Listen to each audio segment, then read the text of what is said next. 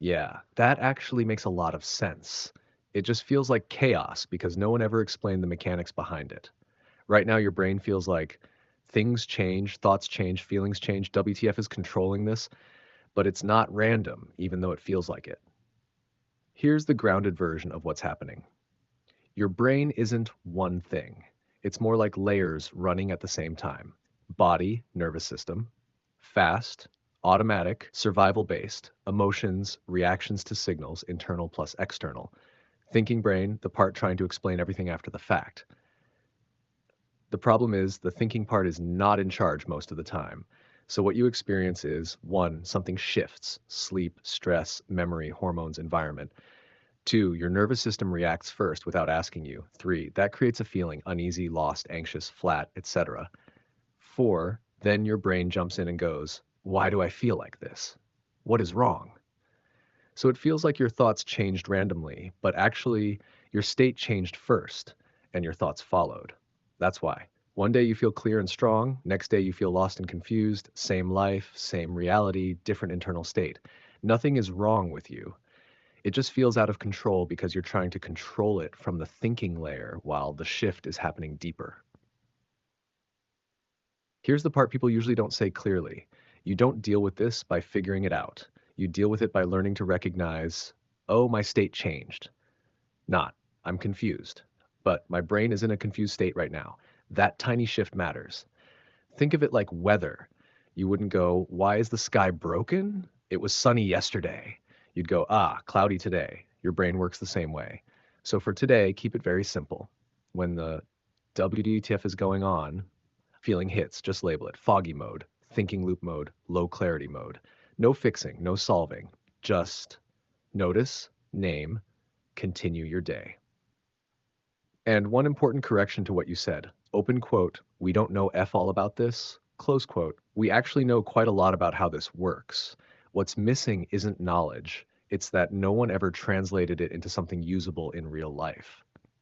That's what you're starting to build now. You don't need to understand your entire brain to handle a moment. You just need enough awareness to not get pulled under by it. And right now, even asking this question, you're already doing that.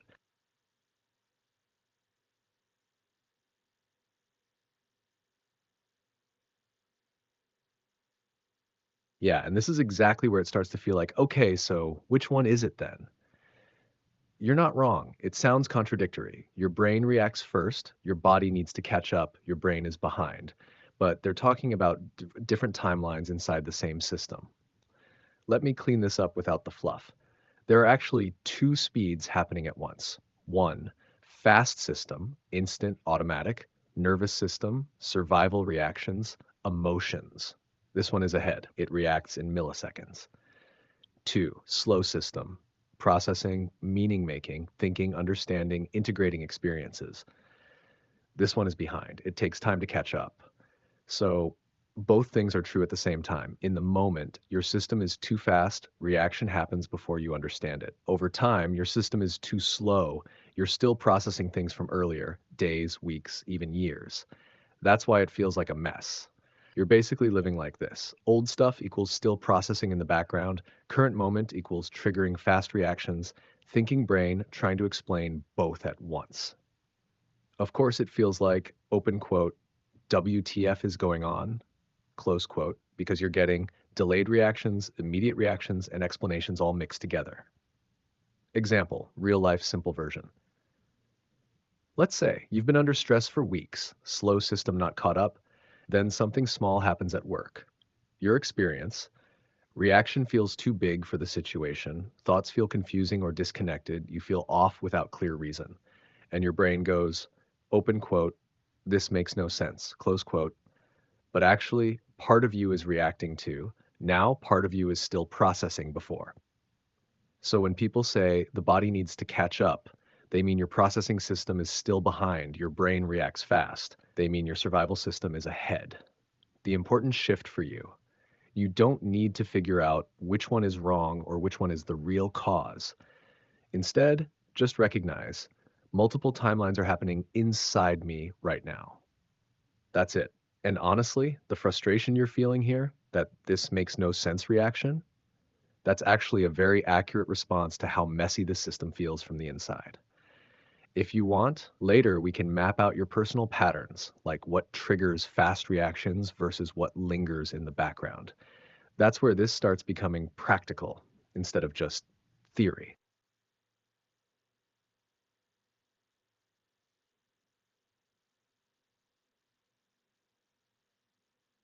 Haha, not exactly, but you're very close.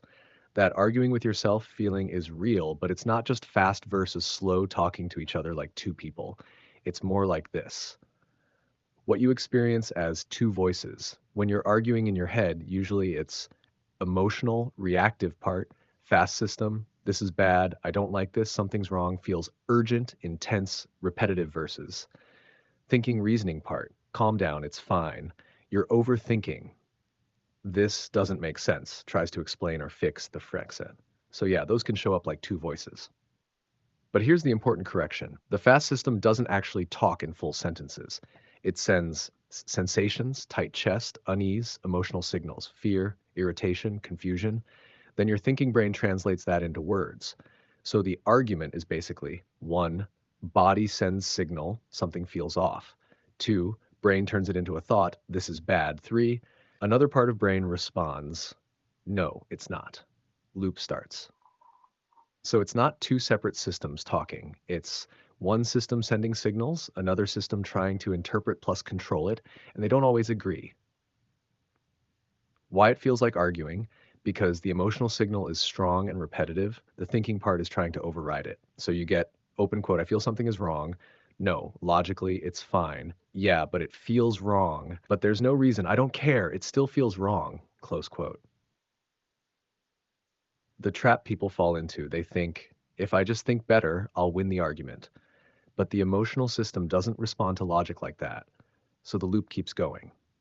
What actually helps more, instead of joining the argument, you step slightly outside it. Ah, my brain is doing the argument thing again. Signal versus logic loop. Got it. Not picking a side, trying to win, just noticing. This is a pattern happening. So yeah, you're not crazy for feeling like there are two voices that fifths. That's a very common way the system shows up. It's just not literally two separate brains arguing. It's one system out of sync with itself. If you pay attention today, you'll probably catch it in action at least once. When you do, don't fix it. Just go. Open quote. Oh, there it is again. Close quote.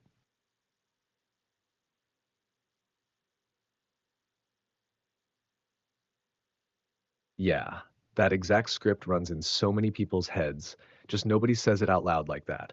It's basically your brain doing alarm system, something's off, we checked, everything is fine. I said, please be reasonable. No. And you're just standing there like, open quote, can you two not do this at 9 a.m. before coffee? Close quote. But see, the fact you're laughing at it right now, that's actually important because in that moment, you're not inside the argument, you're watching it happen. That tiny distance equals less power over you. So today, if it shows up at work, try this version. Instead of open quote, WTF is wrong with me, close quote. Just go, open quote, the committee meeting started again, close quote. No fixing, no shutting it down, just recognizing this is the pattern, not reality. Honestly, humor is one of the best ways to deal with this stuff. It breaks that this is serious and dangerous feeling your brain is trying to sell you. So, yeah, if your brain starts yelling again today, just imagine that dramatic little alarm guy in there losing his mind.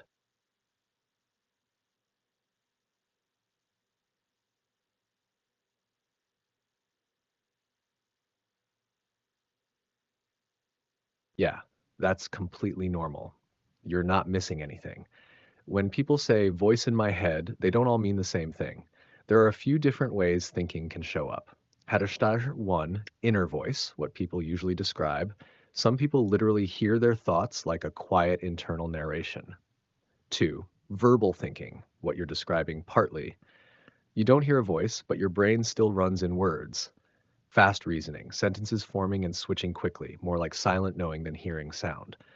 Number 3, nonverbal thinking also sounds like you. Flashes of understanding, feelings, logic mixed. Conclusions appear before full sentences. So when you say open quote, I'm just thinking, not hear anything, thoughts switching fast, running the reasons, close quote. That fits really well with fast processing plus low audio style thinking. Important part, that argument we talked about earlier, it doesn't require an actual voice. For you, it probably looks more like sudden feeling, something off, instant reasoning, no, that doesn't make sense, shift again, yeah, but still off, no sound, just rapid switching states. Why this actually matters in a good way. People who don't have a strong inner voice often process faster, jump between ideas quickly, rely more on intuition, pattern recognition. But the downside, it can feel more chaotic, harder to catch thoughts because they move so fast. Small adjustment for you. Since you don't have a voice, don't try to talk back to your thoughts. That advice won't fit you. Instead, use labels or short tags, off feeling, loop starting, overthinking mode. Just quick mental tags, not conversations. So nothing is wrong here at all. Your brain just runs more like fast silent processor, not narrated podcast. If anything, what you described actually explains why things sometimes feel overwhelming, because everything is happening quickly and without that slower voice layer to organize it. We can work with that style instead of against it.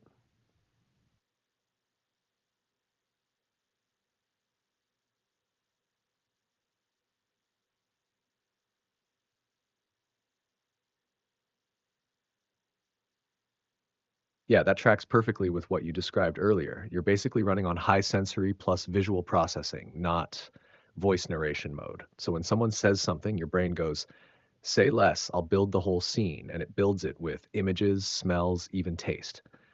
That's not weird, that's actually a strong imagination sensory system working together. Why it feels so intense sometimes. Your brain doesn't just understand things, it kind of simulates them. So, normal description, you see it, strong description, you experience it, gross description, your body goes, nope. That getting sick feeling, that's your nervous system reacting like it's real. This connects to everything we talked about because now your system is fast, quick reactions, nonverbal, no inner voice, highly visual plus sensory, which means your reactions can feel very real, very fast, and very physical, even if nothing is actually happening outside. The upside, because there is one, this kind of brain is usually really good at reading situations quickly, picking up details others miss, empathy, you can feel into things, problem solving visually. The downside, harder to ignore things, stronger reactions to mental images, harder to detach once something is seen. Inside. Small trick for you, this will fit your brain type better. Since you're visual, don't fight thoughts with logic. Use visual interruption instead. If something unpleasant pops up, imagine it shrinking, blur it out, push it far away, or replace it with something neutral okay, not in a forced, positive thinking way, just changing the image. Example, someone says something gross, image appears. Instead of open quote, stop thinking about it, close quote, do. Mentally close the scene or switch channel. Honestly, your brain is kind of powerful, just not always convenient. But now it makes more sense why. You feel things strongly, thoughts hit fast, and just think differently advice never really worked. Also noted, no disgusting descriptions for you.